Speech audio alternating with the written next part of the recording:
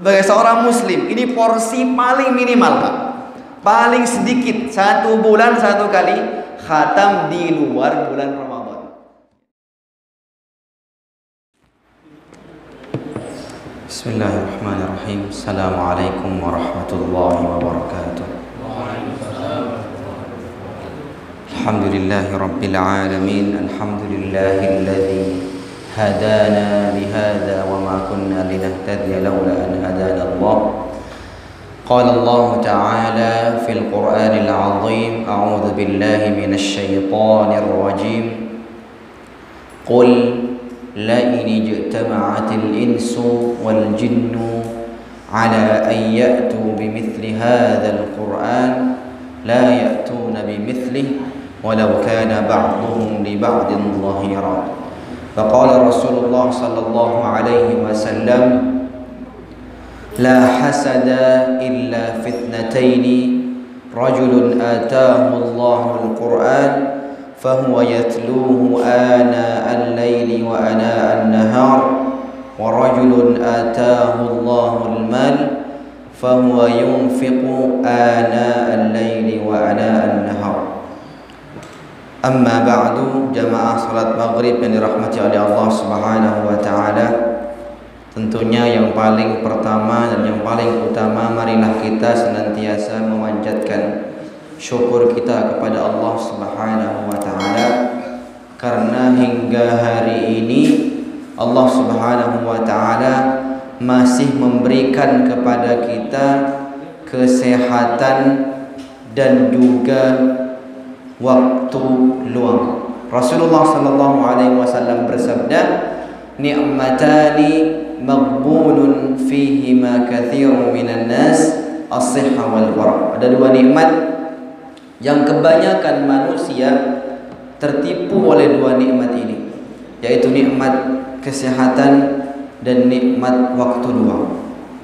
Seringkali manusia ketika diberikan kesehatan oleh Allah Subhanahu wa taala digunakan untuk hal yang tidak bermanfaat, bahkan digunakan waktu sehat itu untuk hal yang menjerumuskan kepada dosa. Maka mari kita gunakan nikmat sehat kita untuk memaksimalkan ketakwaan dan ibadah kita kepada Allah Subhanahu wa taala, dan juga waktu luang. Banyak sekali waktu luang yang kita punya. Allah Subhanahu wa taala mengatakan fa idza faraghta fansab. Tentunya ketika kosong kita isi dengan ibadah, kita isi dengan hal yang menjerumuskan kita kepada keridhaan Allah Subhanahu wa taala, bukan yang membawa kepada dosa atau hal yang tidak bermanfaat bagi kita. Jamaah salat maghrib dirahmati oleh Allah Subhanahu wa taala. Hari ini Allah Subhanahu wa taala memberikan kepada kita juga nikmat di tempat kita ini, ya, di daerah kita ini, di negara kita ini, ya, dengan mayoritas muslim, ya. Ini salah satu nikmat, ya. Walaupun mungkin sekarang ini, ya, kita diuji oleh Allah Subhanahu wa taala dengan Covid-19, ya. Negara kita ini mayoritas muslim. Salah satu nikmat, ya, kita bisa mencari tempat ibadah dengan mudah. Salah satu nikmat, masjid dekat dengan rumah kita, tempat-tempat ibadah itu dekat dengan rumah kita. Karena saya sendiri merasakan ketika tahun 2019 lalu, di bulan April, tepatnya setahun lebih lah yang lalu, saya ketika berkunjung ke negara Sakura atau di Jepang, itu Masya Allah Pak, yang namanya mencari masjid saja, teman-teman kita di sana, ya, teman-teman kita yang kerja di sana, untuk mencari masjid saja atau sholat saja dari apartemen atau rumahnya, itu rela berjam-jam naik mobil, Insya Allah, untuk mencari masjid. Saya merasakan ya Allah di sini teman-teman kita, saudara kita, ya, usaha mereka, perjuangan untuk yang namanya mencari masjid untuk sholat, dan mereka tepat waktu 2 jam sebelum sholat sudah berangkat. Ya.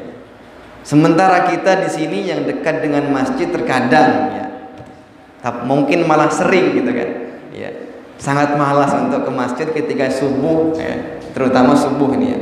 Teman-teman kita subuh di sana jam 3 pagi kalau di Jepang, jam 1 pagi sudah berangkat untuk ke masjid. Ya. Kemudian juga di daerah kita ini karena mayoritas muslim, kita sangat mudah yang namanya mencari makanan halal. Ya. Ya, makanan halal sangat mudah. Ya, kita dekat rumah kita ada kedai-kedai, tinggal beli makanan. Ya, pasti ada label halalnya. Sangat-sangat mudah. Tapi ketika kami di sana, ya, saya sekitar 12 hari di sana, safari dakwah Al-Quran di Jepang.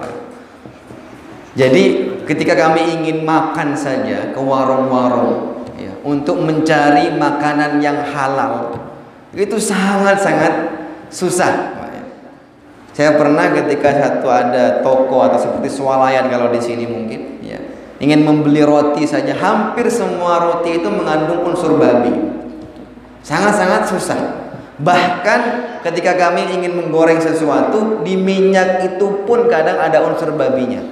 Tapi masya Allah teman-teman kita di sana, ya, mereka-mereka yang non muslim, yang beragama ateis tentunya, ya, tidak beragama, mereka sangat jujur, ya, mengatakan, ya, ketika ada orang muslim yang ingin membeli sesuatu, oh ini haram, ada babinya, ada ininya gitu. Termasuk beras juga, ya. Ya, dia mengatakan seperti itu. Jadi memang sangat-sangat susah untuk mencari yang namanya makanan halal.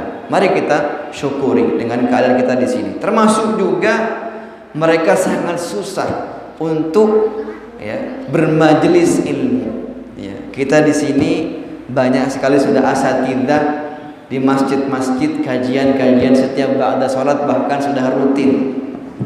Saudara kita di Jepang sana, masya Allah, ya, untuk kajian saja mereka rela mengundang para asatidzah, ya, sampai sekitar puluhan juta. Ketika saya ke sana, mereka mengundang kami dengan istri saya, ketika itu saya berangkat ke sana, sekitar 80 juta Pak, menghabiskan dana untuk mengundang para asatidzah dari Indonesia ke Jepang.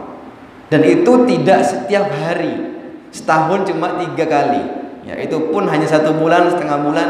Setelah itu mereka kosong dari yang namanya majelis ilmu. Ya, maka patut kita syukuri. Kadang saya terasa di sana, ya, teman-teman kami, ya, saudara kita di sana yang mereka asli orang Jepang, yang mereka mu'allaf masuk Islam, ya. Ketika saya sendiri ke sana, ya, rela untuk datang dari ujung Gunung Fuji Jepang 4 jam Pak, untuk mengikuti kajian sampai 4 kali transit kereta, ya, mengikuti kajian kami. Ketika itu saya mengajar tahsin Al-Fatihah, ya. Untuk belajar Al-Fatihah rela berjam-jam. Ada sekitar 5 mu'allaf ketika itu datang dari ujung Gunung Fuji sampai 4 kali transit untuk belajar Al-Fatihah. Masya Allah, ketika saya mengajarkan Al-Fatihah, ya, saya merasakan masya Allah perjuangan mereka untuk belajar Al-Quran saja. Ya. Maka ini patut kita syukuri. Kita yang di sini sudah banyak fasilitas, ya. Kita di sini sudah mudah untuk mempelajari Al-Quran, majelis ilmu. Kadang kita masih malas, khususnya Al-Quran. Al-Quran, ya, mereka berlima ketika itu masih ingat, 5-5-nya baru 2 minggu masuk Islam. Ya, semangatnya untuk belajar Al-Fatihah saja, masya Allah. Ya. Sampai maksa-maksa, gitu. Tolong tegur saya kalau salah, gitu, ya. Pakai bahasa Jepang ketika itu kan. Ya, kami talqin, susah sekali, logatnya orang Jepang susah sekali. Kita orang Madura ini paling mudah Pak, kalau belajar Quran sebenarnya, ya. Tapi kadang kita pun untuk memperbaiki bacaan Al-Quran kita sendiri kadang masih sangat-sangat malas atau masih kurang, ya, usaha kita.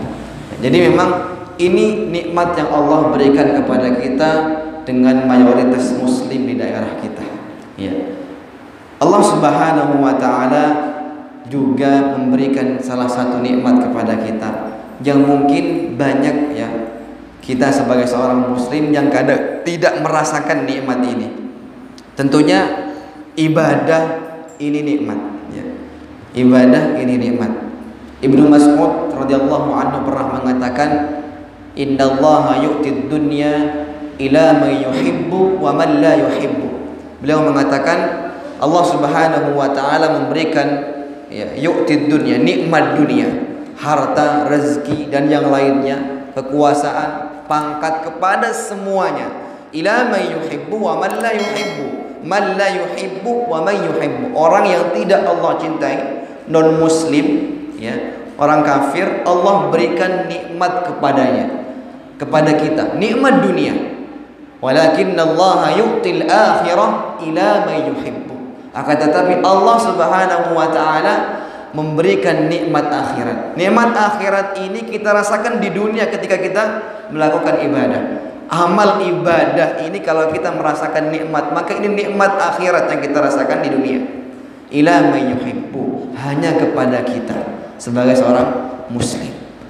Maka Al-Quran ini salah satu nikmat seorang muslim yang perlu kita syukuri. Kenapa hari ini Al-Quran sudah tertulis dengan mushaf, sudah dengan mushaf, lembaran-lembaran kertas. Di zaman Nabi Sallallahu Alaihi Wasallam, Al-Quran hanya tertulis di pelepah-pelepah kurma, di tolang-tolang hewan-hewan. Sangat susah mereka untuk membaca Al-Quran saja, mencari pelepah-pelepah kurma. Kita sekarang sudah ada mushaf Al-Quran, bahkan di benda yang kita bawa kemana-mana itu sudah ada aplikasi Al-Quran. Handphone kita sudah ada aplikasi Al-Quran. Maka kata teman kami dulu, sangat-sangat kebangetan kalau kita bawa HP kemana-mana, tapi di HP kita tidak ada aplikasi Al-Quran. Makanya Rasulullah SAW pernah bersabda, "Iqra'ul Qur'ana fi syahr." Bacalah Al-Quran khatman kamilan, khatman wahidan, satu kali khatam, 1 bulan. Ini porsi minimal. Nabi SAW mengatakan di depan para sahabat, tentunya kepada kita semua juga, sebagai seorang muslim, ini porsi paling minimal, Pak. Paling sedikit, 1 bulan 1 kali khatam di luar bulan Ramadan. Kemudian apa kata para sahabat dalam hadis itu? Sahabat mengatakan, "Ya Rasulullah, bagi kami kalau 1 bulan sekali khatam itu kelamaan Rasulullah." 1 bulan, sebulan menikah keabitan. Bagi para sahabat, andaikan kita mungkin, apa jawaban kita? "Ya Rasulullah, setahun saja ya Rasulullah."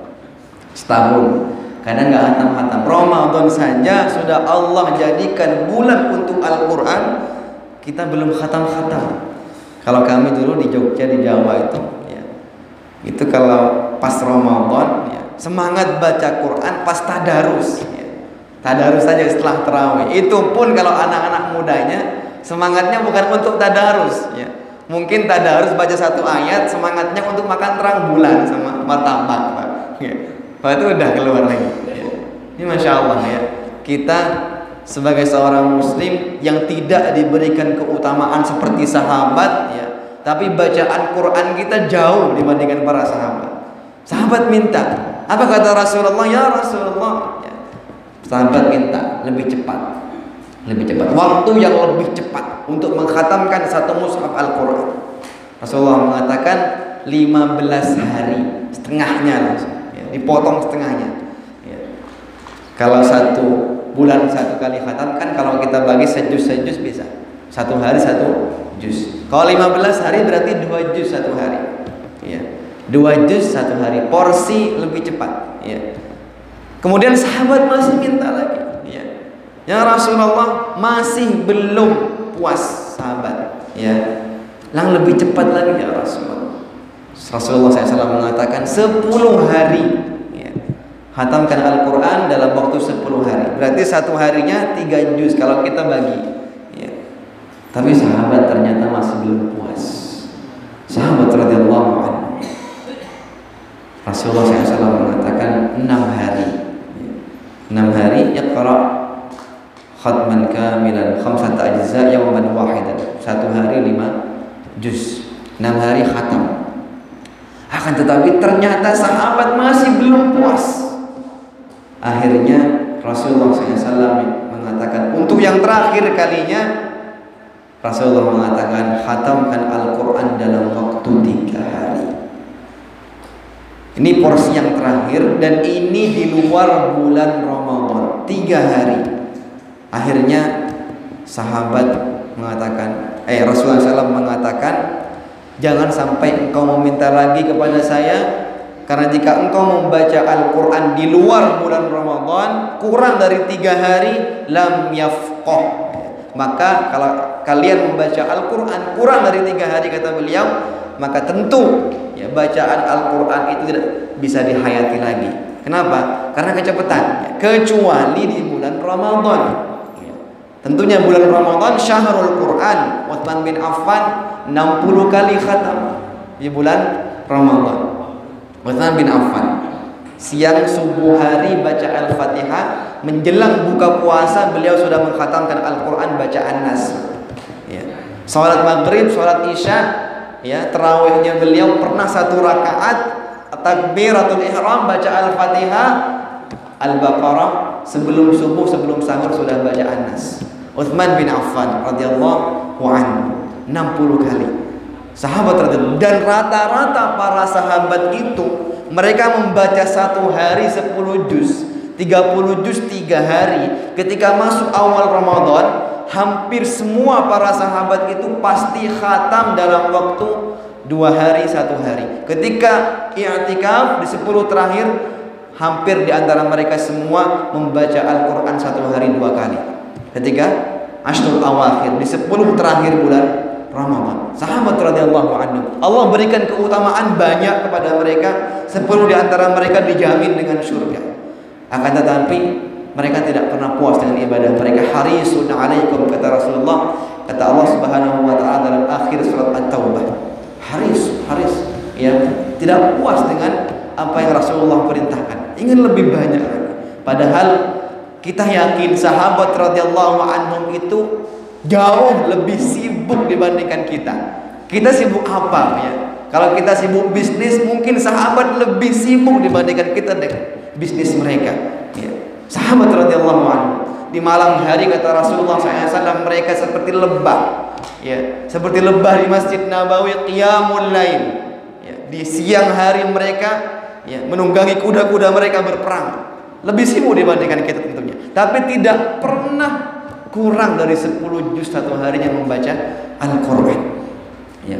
Maka apa yang akan kita andalkan di dunia ini untuk nanti, ya, sebagai bekal kita menghadap Allah Subhanahu wa taala? Tentunya Al-Quran ini ladang pahala.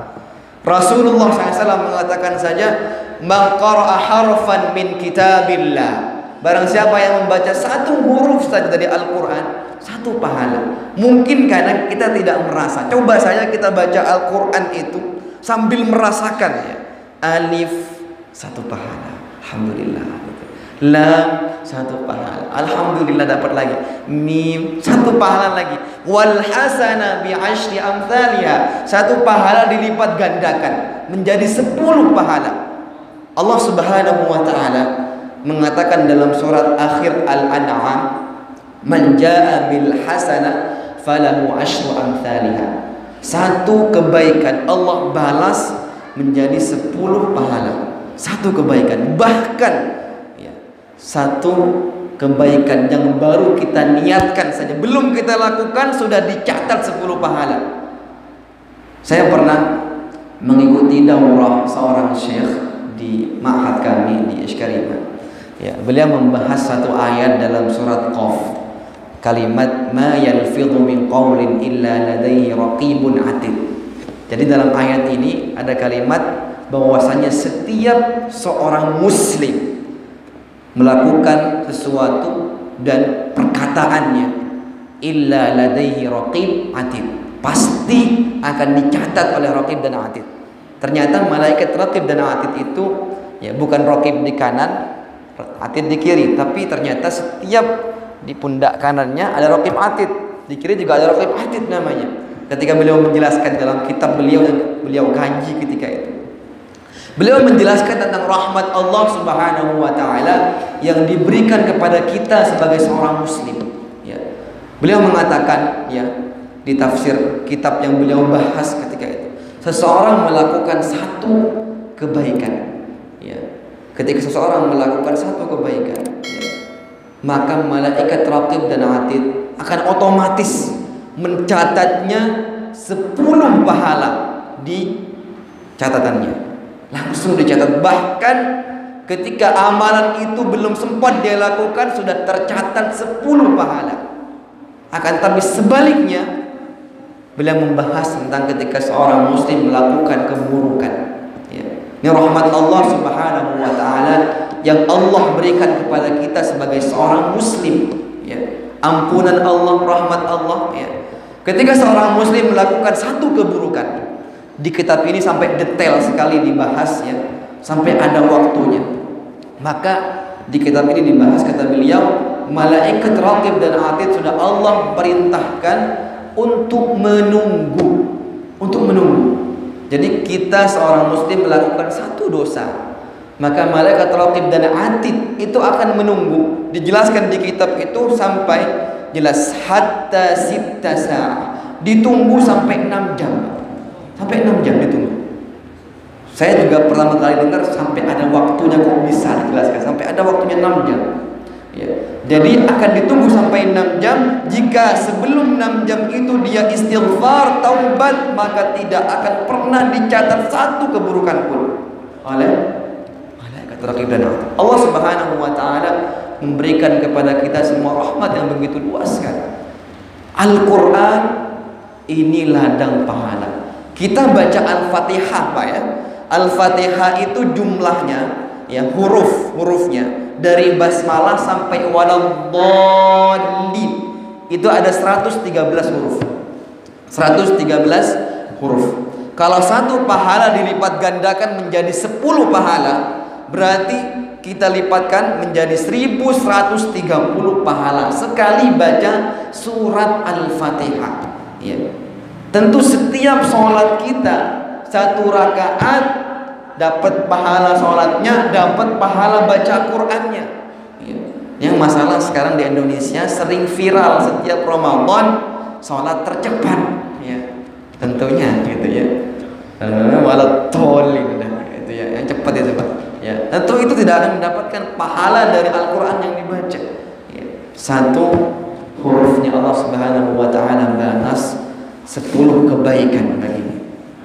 Maka bagi kita, ya, bagi kita yang sekarang, ya, terbiasa istiqamah membaca Al-Quran, membagi waktunya untuk Al-Quran, ya, tentu, ya, harus punya porsi lebih banyak, ya.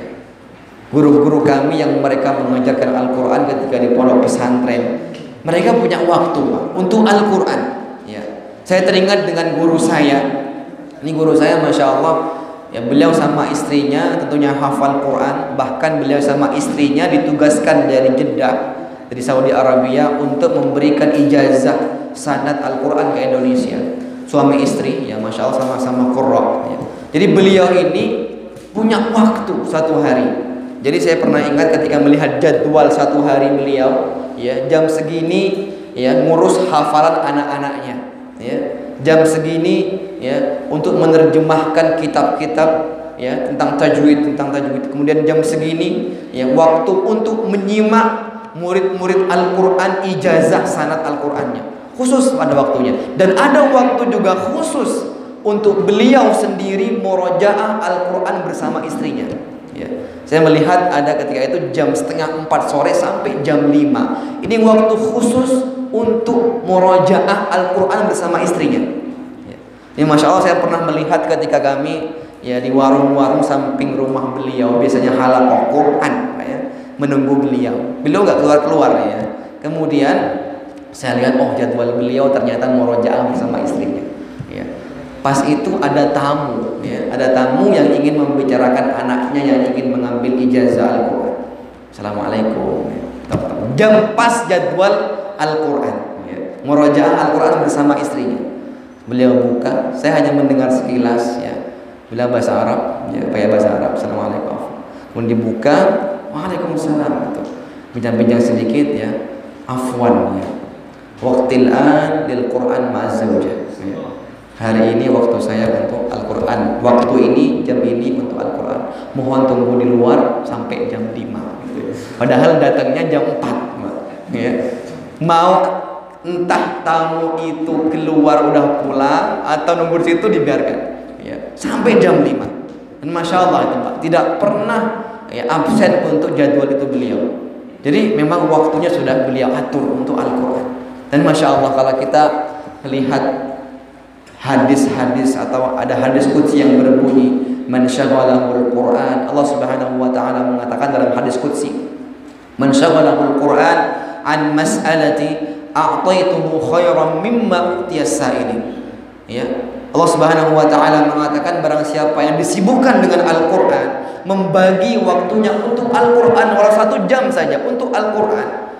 Ya, karena dia sibuk dengan Al-Qur'an, entah itu membaca, belajar atau mengajarkan, mendakwahkan, mengamalkan, sibuk dengan Al-Qur'an sehingga dia tidak sempat meminta kepada Allah Subhanahu wa taala akan dunia.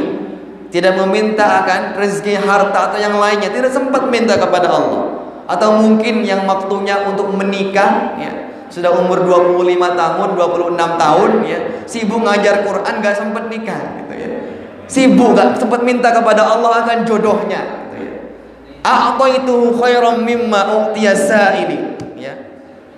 Allah akan memberikan sesuatu yang jauh lebih baik dibandingkan orang yang tidak pernah disibukkan dengan Al-Quran tapi minta-minta kepada Allah terus ya.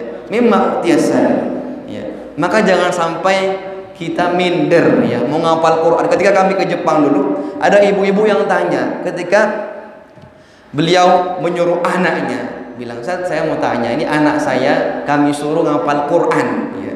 Tapi pertama kali yang ditanyakan anak saya itu berapa gajinya kalau hafal Quran gitu ya. Ya. Jawab apa nih katanya? Ya. Saya jelaskan, ibunya belum tahu ya keistimewaan menghafal Quran, belum pernah hafal hadis-hadis keutamaan menghafal Quran, membaca Quran. Saya tulis semua, saya kasih ini, jelaskan ke anaknya. Akhirnya besoknya dijelaskan ke anaknya, faham anaknya, Masya Allah ya. Ternyata perlu tahu ya keutamaan membaca dan menghafal Al-Quran.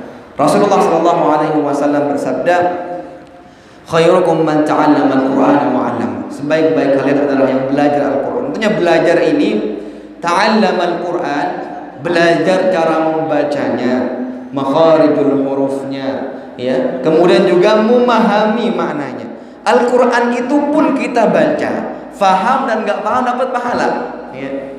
Faham dan enggak paham dapat pahala. Jadi ketika kami awal menghafal Al-Quran itu enggak paham ya, apa arti ya ayyuhalladzina, enggak paham. Yang penting dapat pahala dulu gitu ya. Paham dan enggak paham. Beda dengan kita baca yang lainnya. Ya Al-Quran ya, paham dan enggak paham dapat pahala.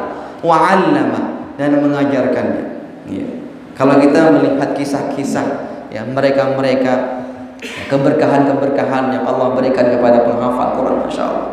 Kami merasakan, saya sendiri merasakan ketika saya menghafal Al-Quran.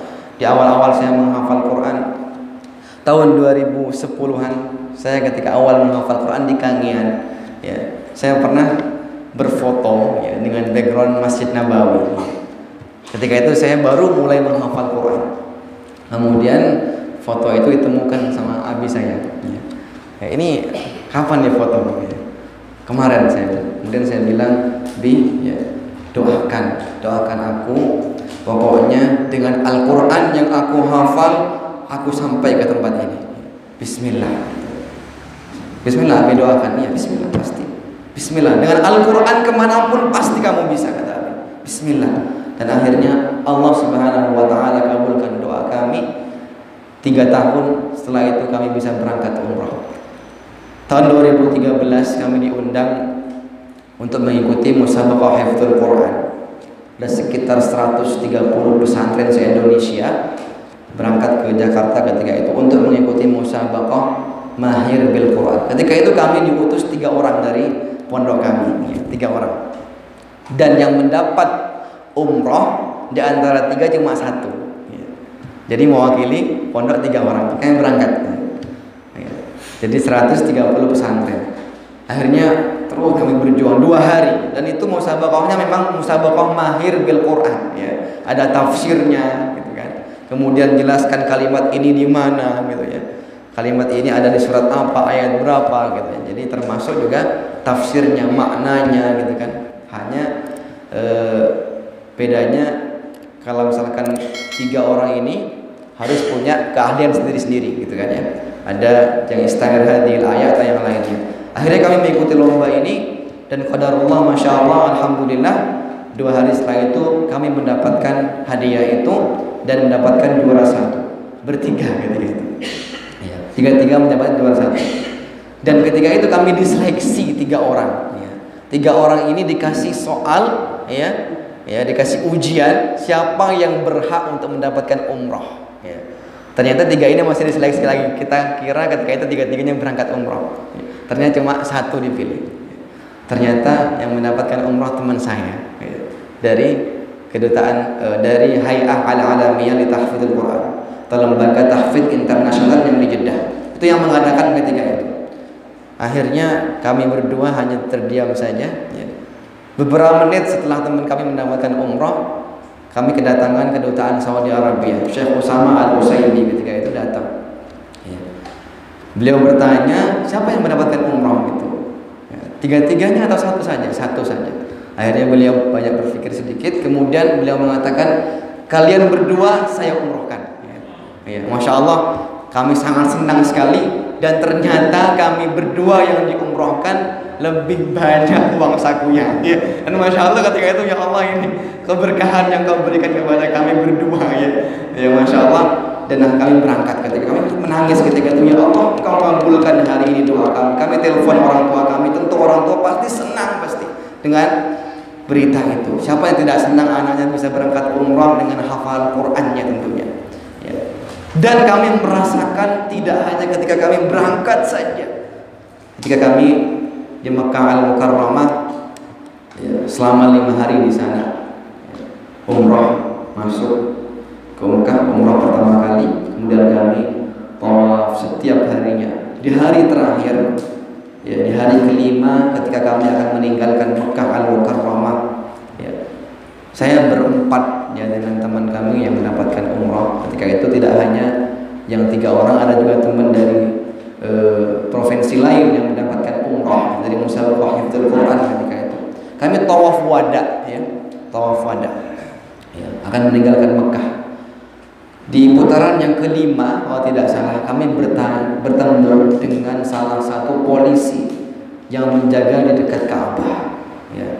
Saya masih ingat namanya Muhammad, ya. Pokoknya panggilannya Muhammad. Ya. Panggil, ya, beliau panggil kami.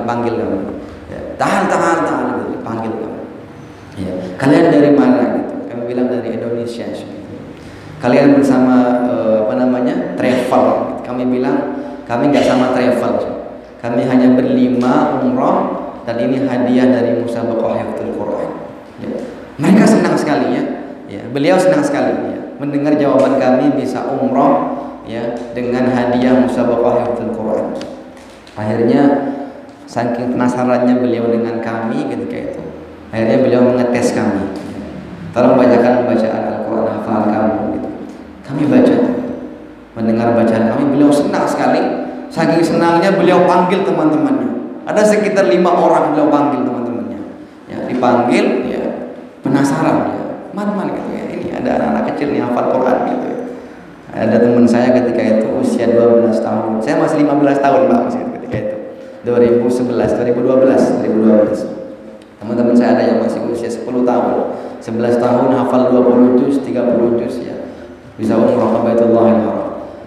Dites akhirnya, minta tes juga, ya. Coba bacakan kepada kami juga bacaan Quran gitu. Kami bacakan, gantian lagi. Ya. Akhirnya mereka sangat senang, ya. Akhirnya mereka berlima tanya, ya, saking senangnya, kalian mau hadiah apa? Mau uang gitu, ya. Bila sudah keluarin uang real tuh, Pak, uang real yang merah-merah gitu, ya. Ya. Kami bilang kami nggak mau uang, ya. Kami nggak mau uang. Kami manggilnya Syekh lah, ya, walaupun polisi manggil Syekh gitu, ya. Kebetulan nih beliau yang pertama tadi ketemu kami ya namanya Muhammad tadi, beliau sebulan sebelum itu baru khatam juga 30 juz di Masjidil Haram bersama para masyayikh ya. Jadi akhirnya kami bilang, "Syekh, kami nggak mau hadiah. Kami nggak mau hadiah-hadiah itu."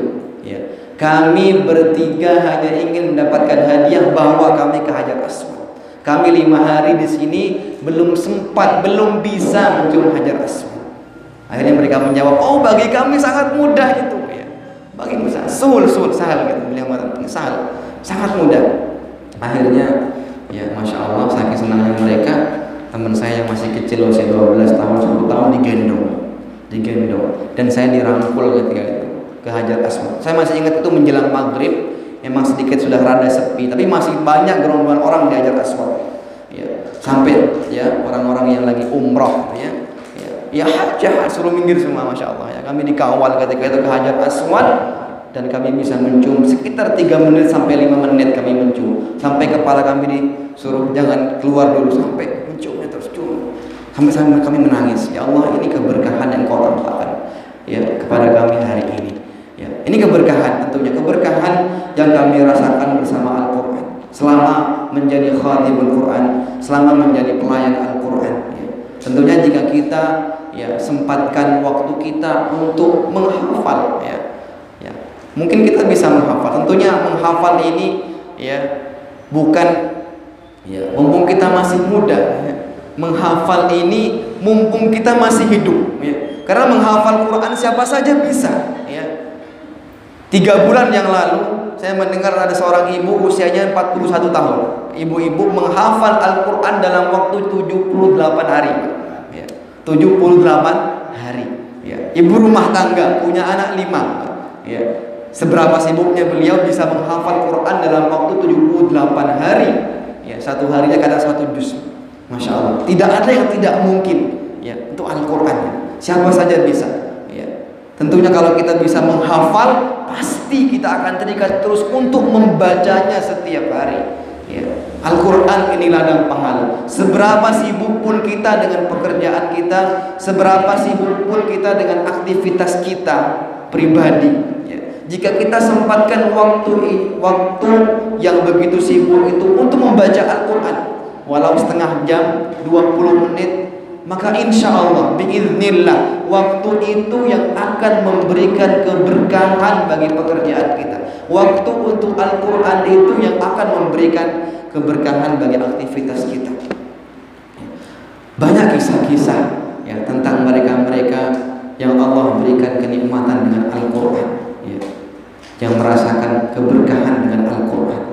Kitabun anzalnahu ilaika mubarakun liyadabbaru ayati. Kitabun anzalna, Al-Quran ini diturunkan oleh Allah Subhanahu wa taala mubarak, memberikan keberkahan. Umar bin Khattab radhiyallahu anhu, wahai para penghafal Al-Quran, ya ma'syarul qurra, pembaca Al-Quran, beliau mengatakan Allah Subhanahu wa taala pasti akan memberikan masa depan yang terbaik untuk kalian. Jangan pernah mengatakan ketika kita menghafal Quran, membaca Al-Quran, istiqamah mengajarkan Al-Quran, Allah berikan masa depan yang buruk. Pasti Allah berikan keberkahannya begitu luas kepada kita yang disibukkan dengan Al-Quran. Khalid bin Walid di akhir hidupnya beliau menangis sejadi-jadinya ketika hidupnya sudah disibukkan dengan perang, ketika hidupnya disibukkan dengan mengatur strategi perang. Beliau menangis bersimpuh di hadapan mushaf Al-Quran. Ya, beliau mengatakan, aku menyesal selama hidupku aku tidak sempat menghafalmu, tidak sempat membaca. Menyesal. Bagaimana dengan kita?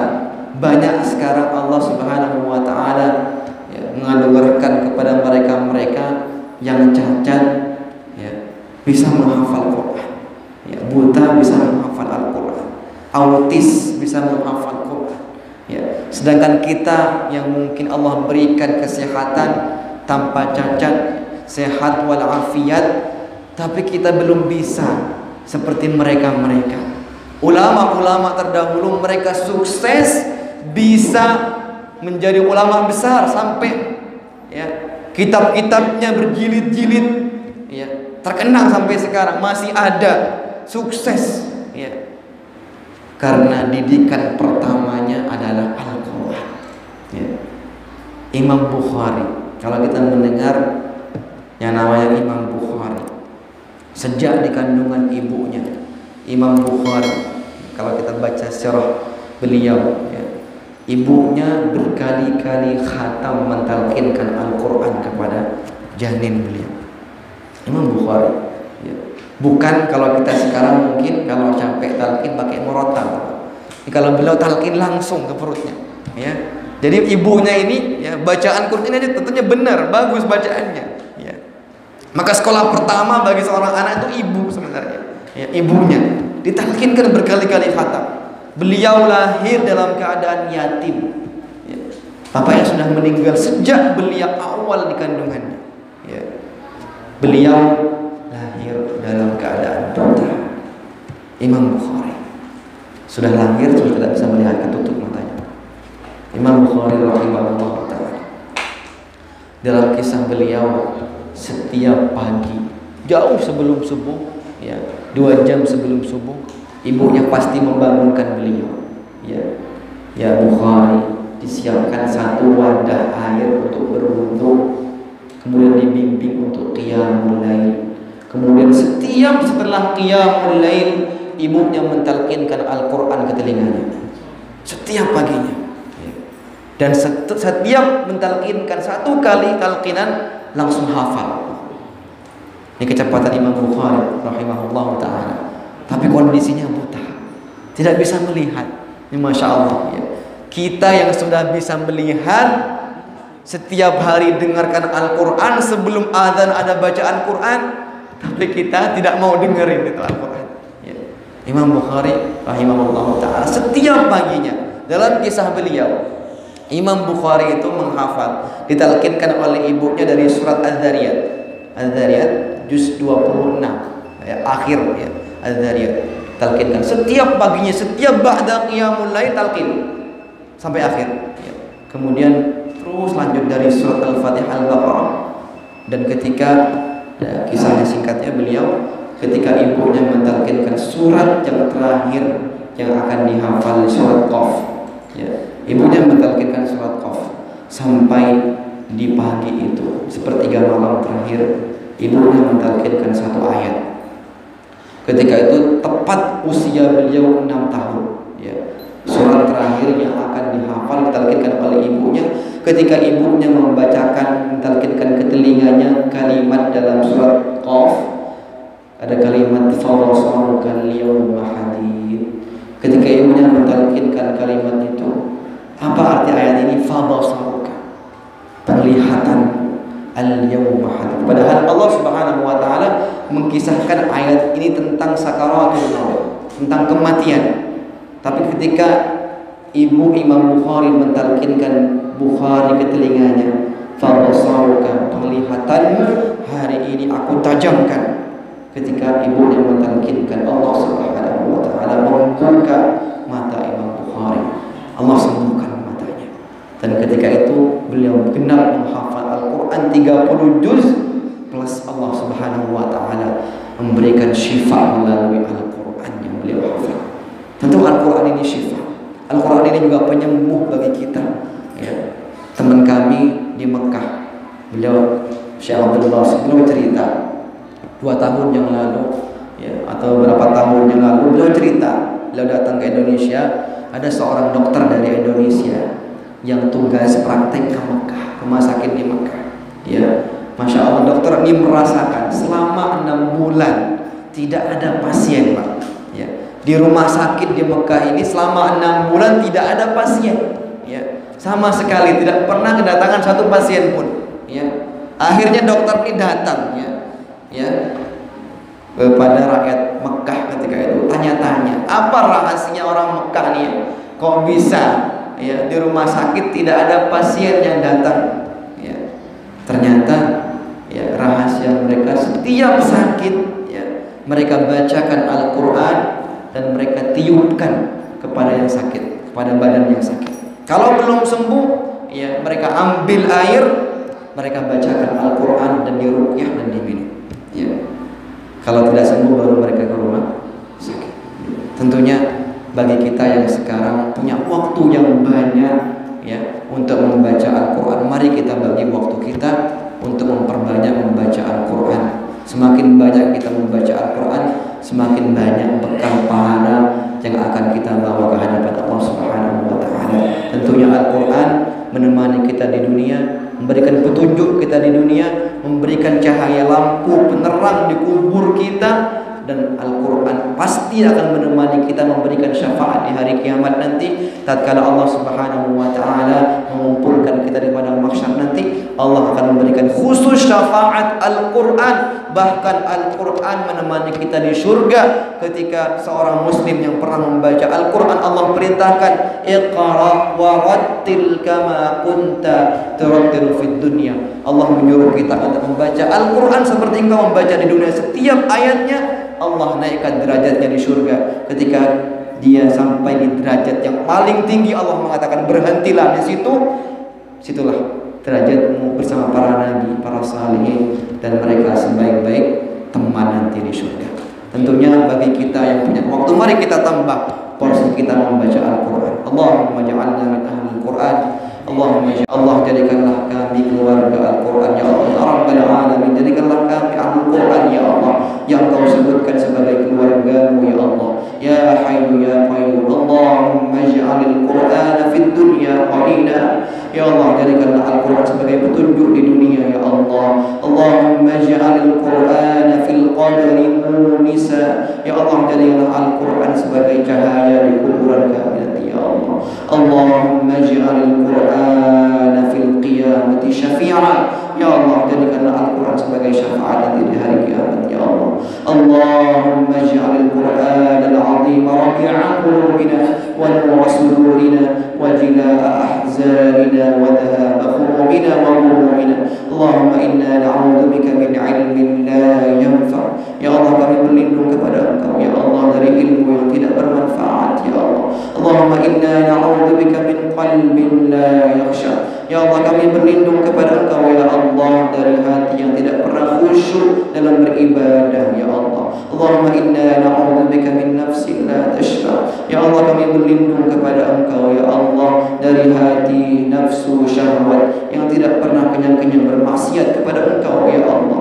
Allahumma inna na'udzubika min du'ain la yustajabu lah. Dan kami berlindung dari doa yang tidak Kau kabulkan ya Allah. Rabbana hab lana min azwajina wa dhurriyyatina qurrata a'yun waj'alna lil muttaqina imama. Rabbana atina fid dunya hasanah wa fil akhirati hasanah wa qina 'adzaban nar wa qina 'adzaban nar wa adkhilna jannata ma'al abrar ya aziz ya ghaffar. Walhamdulillahi rabbil alamin.